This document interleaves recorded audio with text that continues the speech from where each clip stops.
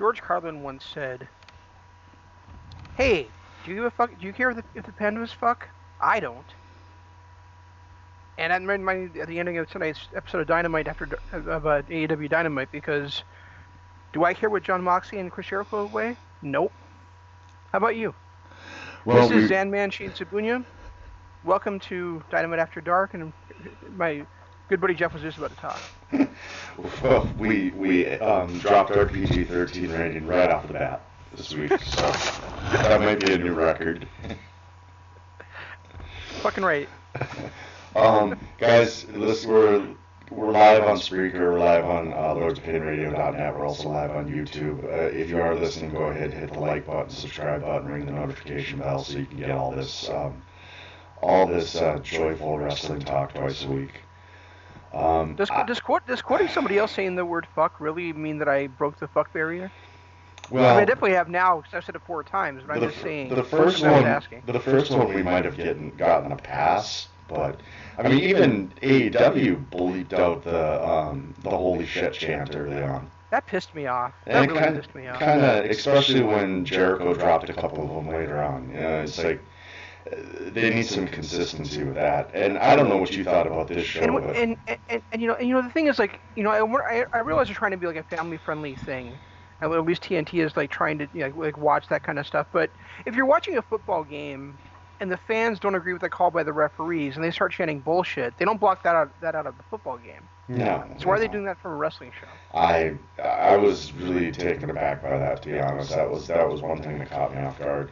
I mean, this show really lost momentum. It started off with a great match between two guys that we knew were going to deliver great matches. A great match. I mean, they're both, you know, in our top 10 for rest of the year already early on this year, and Pac is probably a top 5 guy. So we had a great match to start this, and then just the wheels fell off. But I thought the wheels fell off 30 seconds into the show when Jim Ross said, "We're going to have our main event to start the show." Well, First of all, main events don't start a show. And secondly, then we knew we were going to be ending with a segment. Yeah. You know, and you know how much we hate and really segments. Well, I do anyway. You know, yeah. I mean, and I look at, you know, they have their places. Tonight was not one of them, in my opinion. There was absolutely no reason they couldn't have ended the show with the Iron Man match. The only thing that Iron Man match did was set up Orange Cassidy against Pac. Other than that, it could have been. It could have ended the show. And there was no implications at all on the tag team title match, because later on I think right before the quote unquote main event of the weigh-in, they had the sit down interview with the Bucks and Hangman and Omega. So and we didn't see Hangman at all the entire show other than that. So there was no reason why that Iron Man match could not have ended the show at all. Well, this really didn't set up anything more, except for it was, you know, basically the Bucks talking down to Kenny and Paige. I mean, if I was Kenny, I would have been just as mad at the Bucks as Paige was, with the way they were saying, you guys got lucky and you guys, you know, just got thrown together and got lucky a few times, and now you're the champions and we're the best and you're not. And it was actually a pretty decent heel performance by the Bucks, to be honest with you. And yeah, you know, Ken, it's actually just not part of Kenny's nature to get upset about something like that. That's all it is. I mean, he's really laid back, and he'll listen to both sides of every story, and you know, and he'll just kind of like do his own thing. So I mean, but Paige is so intense and already feeling, you know, the pressure, and like he's been overlooked, and like the Bucks are hogging every time that he, you know, has a chance to talk as a champion. And so obviously Paige is going to be more upset about it than Hangman was. I mean, I totally agree with your assessment, but I'm just saying that, you know, it was perfectly in character for Kenny to just sit there and be like, yeah, you guys have a point, you know, blah, blah, blah. Yeah, but you could see that something was eating at him too. You know, it just his body language and everything like that. And I mean, if I was in his shoes, I would have been maybe not. You know, I probably wouldn't have gone off the deep end like Paige. I mean, Paige, I get where his story's going. I get the fact that he feels like his quote unquote best friends have been not listening to him, not taking him seriously, trying to hog his spotlight and everything. When he finally, he's like he even said, he had his greatest achievements. And then it did kind of shock me when Nick said, "You were a jobber, you were nothing. We're the ones that made you." Yeah, that was ridiculous. That was so out of character from everything that we've seen by the Bucks for the last 2 years that kind of caught me off guard. And like I said, it was a perfect heel performance by the Bucks, which I'm just this angle has got me to a point where I don't know where they're going with it. Usually you can see it coming, but it's not. I mean, like we said, Kenny and Page are two of the most popular guys on the roster, and the Bucks have been almost playing the heels throughout this entire thing. Yeah, I would say so. And the thing with Page having the drink with him and Matt saying, and really, Page, you had to bring a drink to the interview. Well, a lot of us know from personal experience that if somebody's got a problem with drugs or alcohol or anything really, sex, whatever it is, the more you pressure them about doing it, the more they're going to want to do it right in your face and just to piss you off. Right. So. Right. Yeah. I mean, that might have been outside of that open. And I don't know what you thought. I thought that opening match was great. I thought both those guys put on a show that only those two guys could put on together. I thought it was great. Well, not a fan of the sudden death overtime, but whatever. That is what it is. I wouldn't go so far as to say it was great. I thought it was really good, but I wouldn't put it in the great category. I've seen too many better matches already this year to put it in the great category. Yeah, for a TV match. In my opinion. Well, yeah, but that's the thing is I don't put things in category of TV matches and regular matches. Yeah, that's true. I don't know. I know people do that, and I'm not saying people shouldn't do it. It's just not something I do. I wasn't on the edge of my seat like I was last week during the tag match. I thought that tag match was great. This was, I maybe overstated a little bit when I said great. I thought it was a very well done match, and I enjoyed everything that both of the guys did. What I really liked about it is in a way they kind of subverted the whole I'll get a disqualification to get the advantage thing, because he never got the advantage in the match. He was dominating Kenny in the time, but he never got the advantage as far as fall wise on Kenny. No. Yeah. Like most of the time people do when they take that tactic. Yeah, and to watch basically all he did was use the chair to get the disqualification just so we get the one pinfall and tie it up one apiece. But it wasn't. It's not like with the 30-second rest period in between and them actually stopping the clock. I've never seen that before. I've seen the rest periods, but never them actually stopping the clock like that. It didn't play really well into what he could have done. If he could have came out and got 2 straight falls right after that, that would have made more sense. But the fact that there was such a long period of time in between each fall, Kenny was able to recover. I wouldn't say it would have made more sense. I like the fact that he didn't get the advantage by doing it. Like that he tried to pull that tactic and it didn't work out for him. Yeah, that was part of the aspect of the match I enjoyed. I kind of liked Excalibur correcting Jim halfway through by making him stop calling it a knee to the face and actually call it a V trigger. Those 3, and then with the Kamagori and everything at the end of it was brutal to watch. Yeah, and I also noticed that JR kept called Pac a couple of times, and he had to be, and then Excalibur said he didn't really necessarily correct it, but right after that he said Pac. Yeah. And then JR said Pac right after that too. So. This whole night, I don't know. I don't want to say it was my mood. Maybe I was looking more forward to it because it was such a great show last week. But I felt like this entire, for a go-home show, there wasn't enough of the actual competitors on the pay-per-view in this show. Well, one thing about it was what did you and I say needed to happen tonight for one of the big matches at Revolution? Cody needed to be beat down a little bit for us to care about it. Right, and were they even on the show? They had a little segment where MJF cut a quick promo. Yeah, that was it. It was nothing. There was nothing where Hangman, I'm sorry, where MJF got the advantage again, and so now we've seen him be dominated by Cody for weeks on end, and dominated in some fashion by Cody or his friends. And so there's really no reason for me to care about that match now. Well, with this go home show, there's no reason for me to care about the pay-per-view. Period.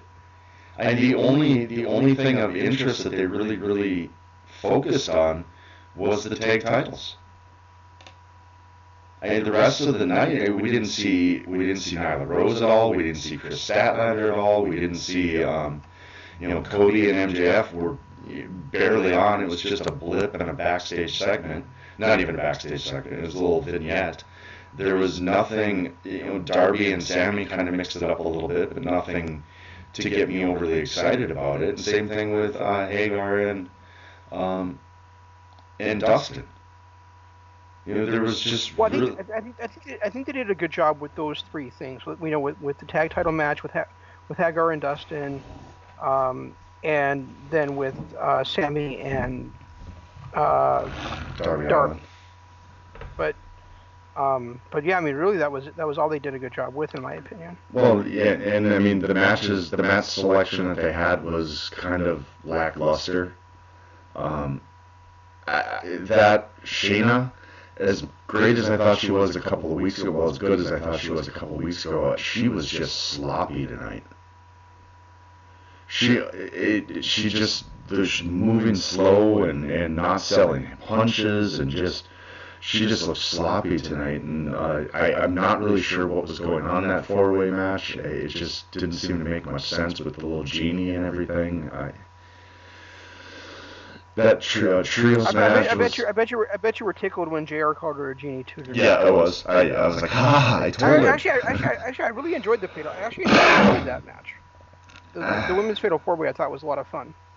I couldn't. Was it great? Into it. No, but it was fun. I couldn't get into it. I was too focused. Oh, you could too. Your favorite was in there.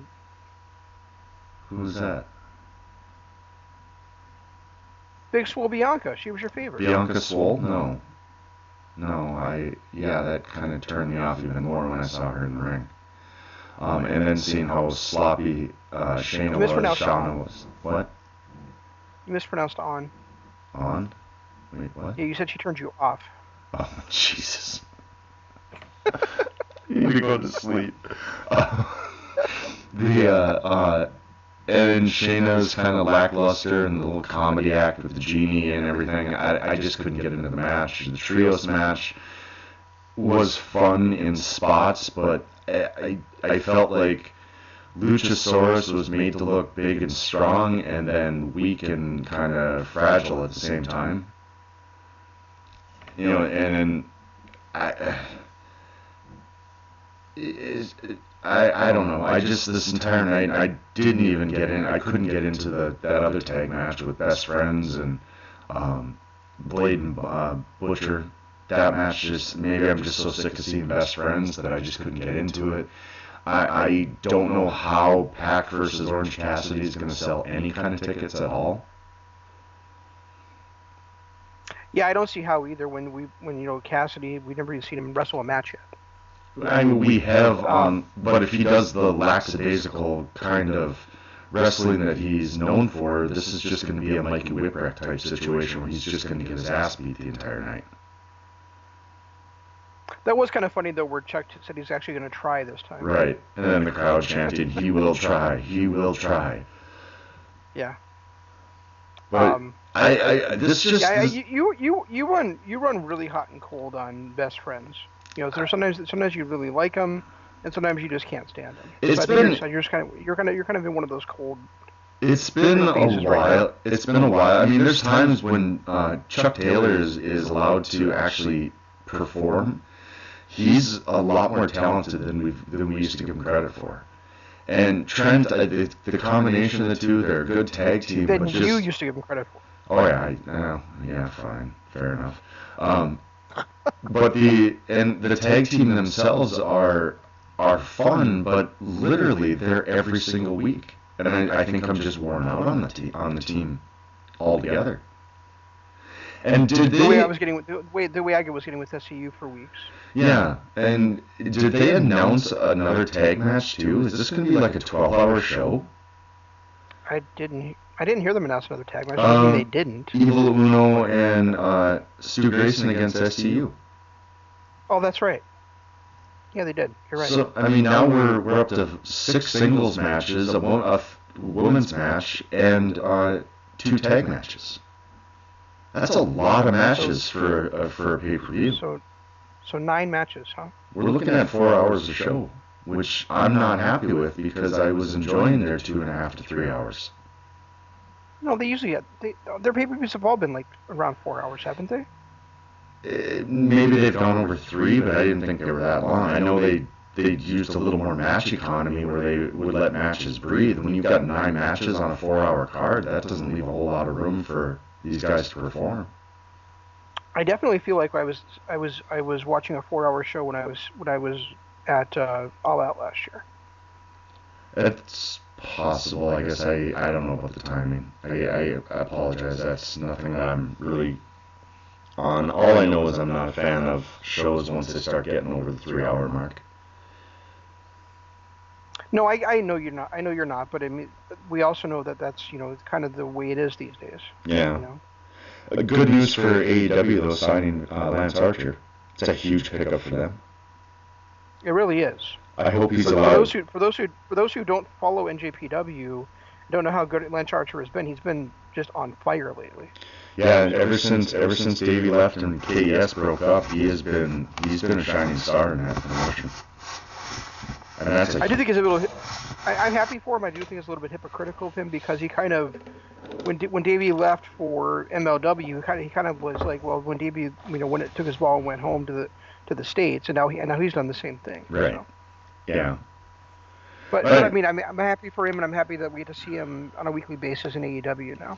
And we have. And also they treated it like a big deal tonight too, where they were like, Lance Archer's going to debut next week on the show. Yep, so. And that that's something that they haven't done with really anybody else. Right. And ever since he lost the belt too, he's really not been around in NJPW, so they clearly don't have any plans for him. It's a good move for him to move. Or his contract went up and he was negotiating. That's possible. Hopefully, though, whatever they do with him, they use him like NJPW's used him over the last 6 to 8 months. Because just the type of character that he's been.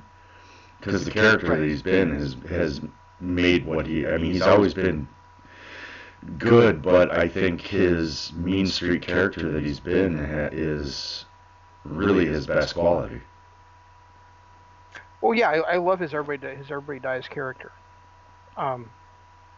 And speaking of the tag match you mentioned a little bit ago, the Dark Order thing, did you notice what they said about Christopher Daniels? Yeah, that he'll realize that he's obsolete. Right. Which could be another way of saying that that Christopher Daniels will be gone, but he'll still be there as the Exalted One. Yeah, and I kind of, when we brought that up last week, I'm kind of leaning more and more towards that as him being the Exalted One. It just seems to make sense, especially considering he hasn't been around for 3 weeks now. I believe that's what it was. I mean, if it's Raven or if it's Luke Harper or Matt Hardy, I'll be happy with any of those outcomes as well. But I do think it would make sense if it was Christopher Daniels. And it would be nice to see SCU break up. I'd like to see Frankie and Scorpio kind of off on their own. Yeah, Scorpio can do whatever he wants. Maybe he'll prove to be as talented. Maybe he'll prove to be as talented as you think he is. As everybody else thinks he is. As yeah, AEW. Hey, but remember, there was a week I tried to praise him, and you got on me about it. So. Did it's I? never happening again. Oh, that must have been when I was starting to get sick of SCU on all the time too. But they haven't been on for a couple of weeks, so. You disagreed with me. They were on last week, weren't they, in that tag match? But other than that, they haven't been on. They weren't on this week at all. Just a quick mention of them. No, they've been on quite a bit lately. They had the rematch against the tag champs, and then they were in that tag team battle royal. So yeah, they weren't on this week, but they've been on. Okay, yeah, so that was 2 weeks ago they were in that tag match. They were in that tag match. And then they were in the tag team battle royal last week. So they were on Okay. 2 weeks. They were on 2 weeks in a row, and 3 out of. So. Yeah, okay, you're right. Yeah, I don't know. This was, as far as the go-home show, I was not impressed. Not at all. Which is, AEW has done so much good since they've been around that I don't know how they dropped the ball so badly this week. Unless they just wanted everybody to tune into their countdown show. Could be, but I still think they missed a trick in having some kind of some more heat built up between Cody and MJF, because as it stands right now, I don't see how anybody could believe that MJF has a chance of winning that match. Yeah, looking at this right now, it just on paper, with the way the heat's been building up and the storylines, it looks like Darby and Sammy are set to steal the show in that tag match. Mm-hmm. The tag title match. Those are the two matches to really pay attention to. Mox and Jericho has a lot of heat behind it too, but these kind of segments to end the show just really take away a lot. And I think it did, in my mind, it did more. And I know there's people that like the segments, and this went complete WCW with everybody running out to get involved in the final melee and do their best to sell their little whatever they're going to do at the pay-per-view. Dustin getting his head slammed into the ice cream cart was kind of a cool callback to the car where he broke his arm, but also showed Hagar to be vicious. Sammy breaking that skateboard over Darby's head was a nice little touch, and kind of strengthens their rivalry a little bit, because you had the heel in both those kind of get the one up on the face, on the baby face. I don't know what was going on with Mox and Jericho. And I'm looking forward to those two matches, but I'm gonna say this again. I don't understand. Why. What was gained by switching those two segments around. No, I don't. What would have been wrong with starting the show with the weigh-in and ending the show with the Iron Man? Or even having. To me. Go ahead. Or even having the weigh-in maybe right before the Iron Man match, because nobody involved in the weigh-in melee was part of the Iron Man match. Right. I really think they should have ended the show with the Iron Man. I do too. I agree. That's one thing I will agree with. That was kind of a big misstep. I think so too. And I really hate JR's whole thing about it doesn't matter where the main event happens in a show. Well, no, it's called a main event for a reason. Right. Right. So. Yeah, that I'll agree with. Oh, and you're right. I did see the creepy Mountain Dew Zero commercial later on. Yeah. That is disturbing, to say the least. Yeah, it really is. That dude looks familiar, though. The dude is dressed up like the twins. I was gonna say it's even more disturbing now that I realize it was the Breaking Bad guy. That's who it was. Okay, all right. Now I get it. Yeah, because when seeing those two standing there as the twins, it's the same great taste, just a 0 calories or whatever, and I'm like, okay, that's wrong. It's just wrong. Yeah, what's his name? Brian something. I can't remember. But I mean, I got nothing else in this one. I was really disappointed in this show. I was looking forward to see what AEW could do on a go-home show, and I really felt like they dropped the ball in this one. Me too. And is this their first pay-per-view, or have they had another one since they've been live? Oh, they had Full Gear. Yeah, this is the first pay-per-view of the year, but it's their second pay-per-view since it's their fourth pay-per-view overall, and their second since going live on television. Yeah, they were. I felt like they missed it pretty much everywhere tonight. Outside of that Iron Man match, everything else missed. Well, like I said, I also really liked the women's match. And I thought the sit down interview with the Bucks and Hangman and Omega was very interesting. But yeah, I mean, and actually, the Sammy and Darby stuff was great too. So I'm not gonna say they missed everywhere, but I really thought a lot of it was kind of blah. All right, yeah, I'll give you that. I mean, they did have a few. Maybe it was just so few and far between. I felt like Darby getting involved in the trios match was a little bit. If they were gonna run them out there and get them involved at the end of the night, they maybe should have kept them apart during that trios match. He didn't. But here's go ahead. He didn't need to cost Sammy the win if he was going to come out later in the night. Right. And here's the other thing is you mentioned about it being kind of blah for a go home show. Well, here's the test of it. Did anything that happened on tonight's show make you more interested in in spending $50 on Revolution? And the answer to me is no. No. I hate watching Darby get that skateboard broken over his head. There wasn't enough of those two clashing for that to really resonate and make me want to buy anything. The Bucks interview with Omega and Paige may have been. If there was anything on this show that made me want to buy this weekend's pay-per-view, that would have made me want to buy this weekend's pay-per-view if I wasn't, already, could have possibly been that interview. But there was really not much new out of that interview except for the fact that the Bucks really kind of tore down their friends. And let me just for compare and contrast sake, let me run down what's happening Friday night for Ring of Honor. And remember, we've already got Honor Club, so we're getting this for free. And this is and this is really why I think that a streaming service would be a good idea for AEW, because then you don't have to shell out $50 every time they have a pay-per-view. But we've got Dragon Lee versus PCO in a champion versus champion world championship match. Jeff Cobb and Dan Maff versus the Briscoes. Bandito versus Marty Scurll versus Slex. Kenny King and Roosh versus Villain Enterprises. We've got Ray Orus versus Alex Shelley. A tag team title match between two guys, one tag, and Gresham and Lethal. And then a four-way tag match and a women's match. So I mean, that's a pretty damn good show. That's one of the best shows Ring of Honor can probably put on right now.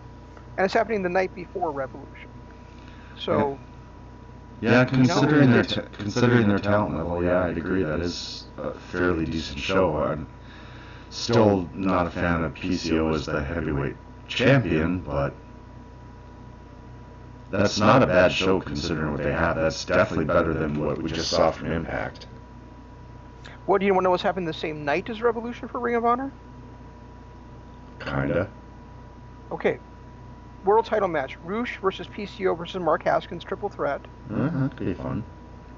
Dragon Lee defending the World Television Championship against Dak Draper. I don't know him. I don't know him either, but it's still the top two titles are on the line.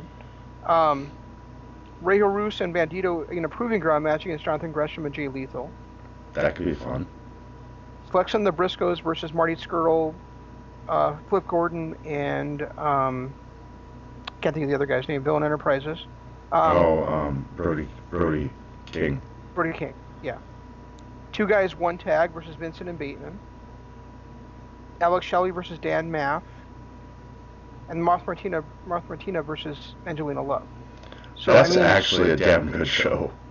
It is. It's a damn good show. We kind of swore off Ring of Honor, but they're putting together back-to-back awesome shows this coming weekend. Well, I don't know about the first night being. It's stacked, but it's still. There's only a couple matches I want to see. That second night, I want to see every single match. Yeah, I mean they're really putting out a great card in my opinion.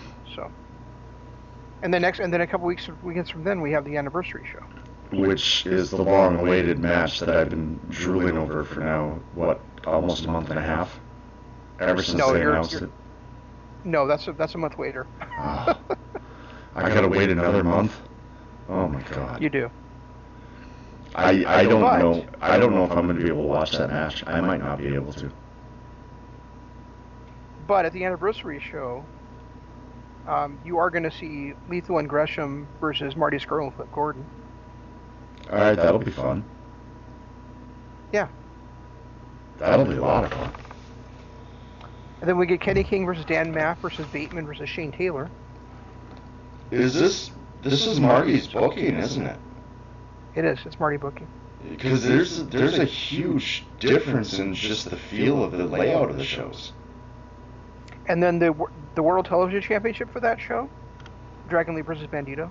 Jesus Christ. So, yeah, Marty. So really, three straight really good shows coming up for Ring of Honor. Yeah, Marty's taking his booking and they haven't running. even announced the world title match for that show yet. So I'm sure that PCO defending the world title at some point on that show too. Well, hopefully a new champion defending the title. Well, I guess it could be. You're right, because either Roosh or Mark Haskins could win the title at this coming Saturday. But if this is Marty's booking, He's doing some strong booking. That's the best 3 shows I've heard from them in a long time. Oh, at least a year, right? Yeah. Yeah, at least a year. And you know the show you were talking about, Supercard of Honor, the two matches announced so far are Marty Scurll versus Jay White, and then the team of Jeff Cobb and Dan Maff versus Bullet Club of Kenta and Taiji Ishimori. So. Just Jay White versus Marty Scurll, that makes my spine tingle. Well, the other thing is that, and I'm not sure I'm not sure if you know about this yet, Jeff, and I know you probably won't be as thrilled with it as I am, but they're also having a tournament later this year to crown the Pure champion again. Oh, nice. They're bringing the Pure title back. Hopefully they run it around with the same rules and everything as they had before. They don't change it up like they did with the 24/7 title. No, yeah, it's gonna be the same rules. Okay, good. All right, Yeah. All right, I'm excited for that. Jesus Christ. Damn you, Marty. I was looking forward to my Ring of Honor subscription ending. And now you gotta go do this shit. Yeah, now they're going balls out again. Yeah. Oh. I'm so not happy with PCO being the world champion, but I mean, if they're going to put on some, the kind of matches that it looks like they're going to put on this coming weekend, then, Well, I wasn't happy with Roosh being champion. I felt like, when they didn't crown Marty, taking the belt off Taven was one of the worst decisions they made. And it's just the second half of last year was just terrible because of it. Well, there's no question that Marty Scurll should have been world champion at least 3 times over the last year and 8 months. But right. I feel like Roosh was, other than Marty, the hottest guy in the company, so it made sense to put the title on it. Yeah, but you had such a hot heel in Taven too, and it really destroyed him. He has not even been close to the same guy since losing the belt. He's not on any of these cards. Is he injured? I don't know. He re-signed, so I mean, so it's not that he didn't re-sign. Doesn't sound like Vincent's part of it either. I know TK was hurt for a while. Again. It's nice that they opened up the wall to sign Taven and Scurll. Well, maybe Sinclair's actually starting to make a move. Maybe they're starting to realize some of the mistakes they made. I mean, it's not like they were going to re-sign the guys, at least, the big 4 that left. But maybe letting SCU walk and Best Friends walk and all these other people just kind of walk out of the company, maybe that kind of opened their eyes a little. Maybe. And it's not like I'm assuming he has to be injured because otherwise, why would he not be wrestling any of these shows? It's not like Sinclair doesn't have the money. No, they definitely have the money. So, and this is supposed to be an AEW show. I realize. I was just pointing out how, I just wanted to point out how we have a world champion. We have a Revolution pay-per-view coming up this Saturday, and yeah, I'm excited about it. But I'm not excited enough to put $50 down when I can watch great wrestling back-to-back nights for the $10 we're already paying a month. Well, it's like I said, I'll pay whatever it is. So. I'll pay the $25 for the replay, but I'm not going to pay the $50 to watch it live.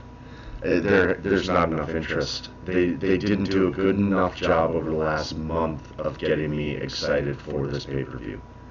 Outside of 2 matches, the rest I'm just like, okay, they might be good matches, but I don't know that they're worth me spending that kind of money for.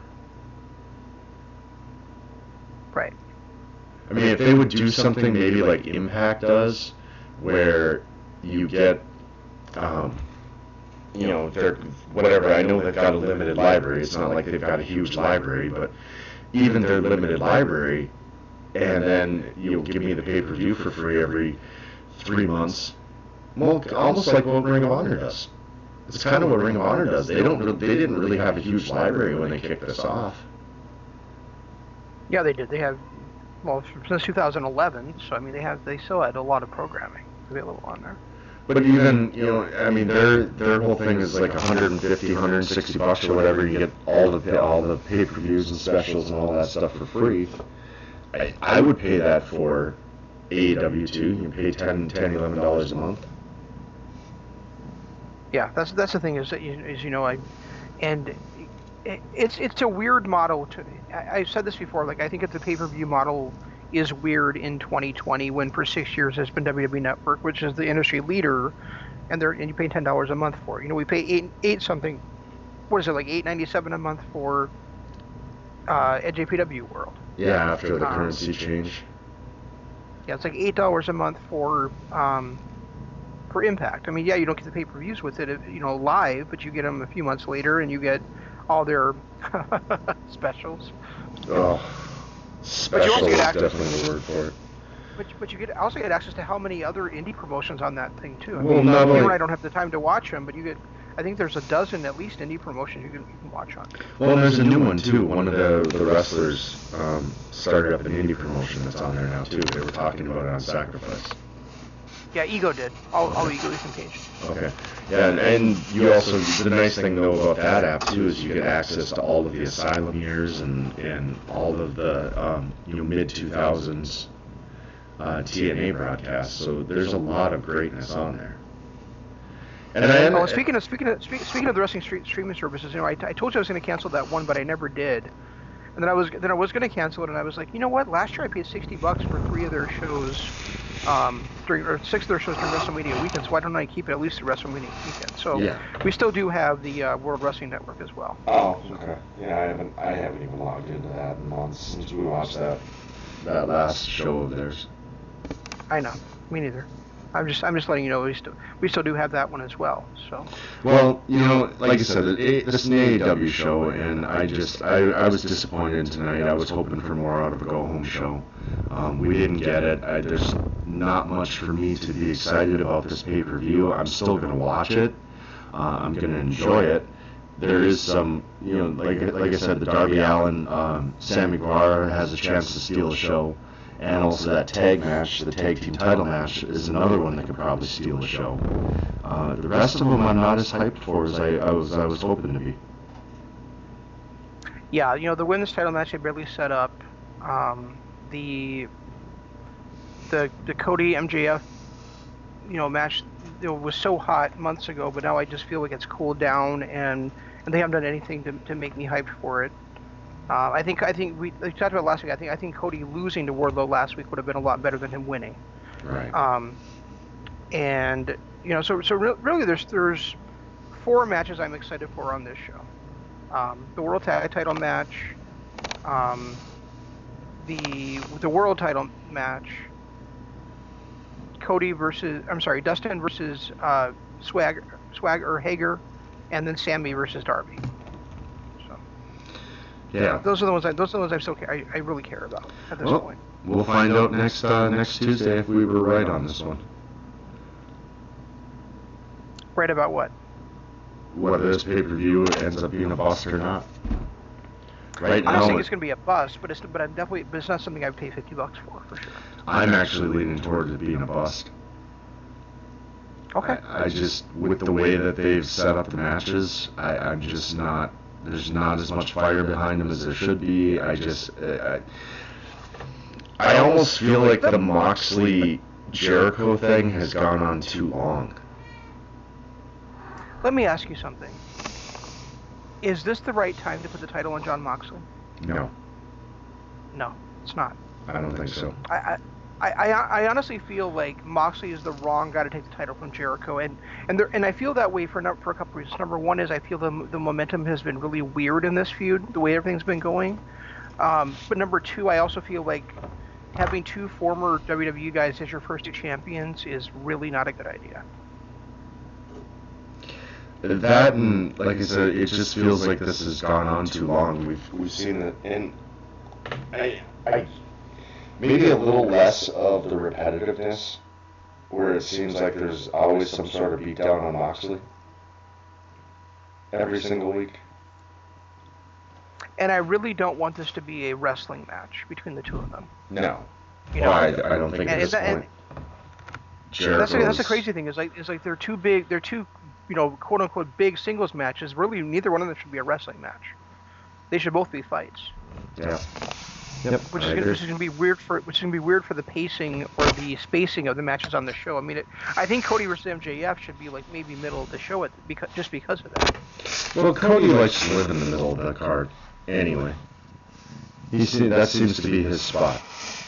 His third or fourth match in. Yeah. He's been doing that. He's been doing that in basically every AEW show. He's done that, with the exception of his title match. And then he was doing that when he was with Ring of Honor and NWA and everything too. He kind of lived in the middle of the card.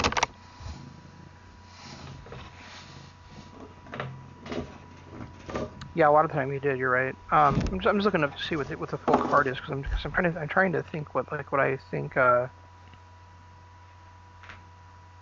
The match order should, because really I think the last two matches should be the tag title match and the world title match. And I think they should open it with the with Sammy versus Darby.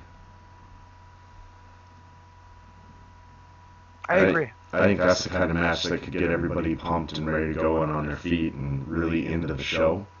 And then I would like to see Cody MJF around the middle of the card. I don't know that I would go back to back with those two big matches.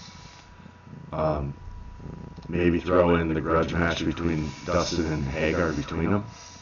But I think 2 out of the last 3 matches definitely should be the tag title match and the heavyweight match, or the world title match. See, that's the crazy thing about this show. Like I feel like Darby versus Sammy has to start it. But then I feel like there's really 4 matches on here that should just be fights. That match, Hager versus Rhodes, the world title match, and then MJF versus Cody. Like, there's so many personal things involved in all 4 of those. They should really just mostly be fights. Right.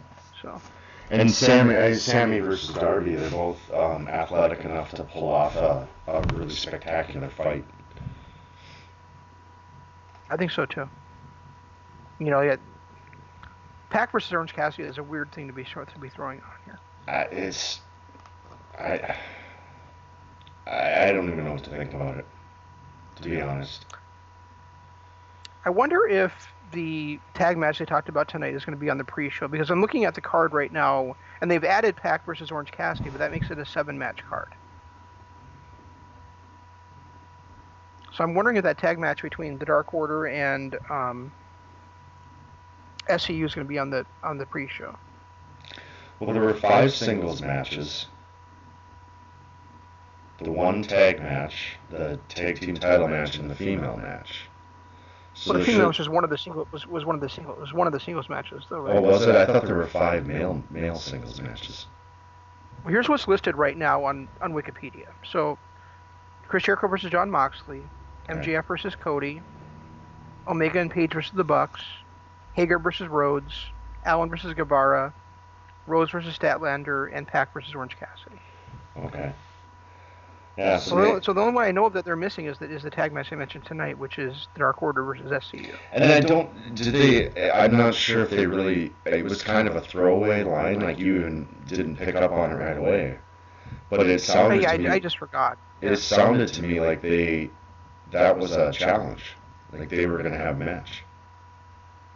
Yeah, I think they are. I think they just missed it when they were listening to this. Or either that or like I said, it's on the kickoff show. Possibly. All right. Well, I got nothing left. So, guys, if you're listening to us, hopefully on Spreaker or on lordsofpainradio.net, we appreciate it. If you're listening to us live on YouTube, be sure to hit the subscribe button, ring the notification bell. If you want to find us on YouTube, the best way to find us is by going to our Patreon page, patreon.com/Kingdom of Honor. For a small donation, you can help us keep up with the expenses to do the show, plus also get access to our archives, which go back all the way to 2014, and our Patreon exclusive shows, which we do. Right now, we're on a pace of doing one a week. So last one we did was last night. We did, and I've got it up now on Patreon. It was a recap of Ring of Honor's Honor Takes Center Stage Night 2, which was a really fun show to watch. And also follow us on Twitter. I'm at Rigi Co-op. He's at ZanmanLOP. Use hashtag DAD and hashtag KOH for everything we do on there, so it's easy to find us. How the hell am I going to get Supercard of Honor in this week with all the other ROH stuff we got going on? I don't know. And Revolution. I don't know. We might have to take a week off on that. I think we're going to have to. Anyway. Because this is shaping up to be a big wrestling weekend. It is. Stay tuned also to tomorrow night to MSLP Radio Adventure. On Friday, we have NWA Power, the Legacy Series. And then Imp will be with you on Saturday night with a breakdown of the aftershock of AEW's Revolution pay-per-view. And then we'll be back with you on Tuesday to talk about Revolution and maybe at least one of these Ring of Honor shows, right? Or maybe as much wrestling as we can possibly watch. Yeah. Might be a little bit from both shows, to be honest. Yeah, might be. Anyway, that's all we've got. We'll try to do better next time. This is Shane saying long days, pleasant nights, and Jeff saying goodbye.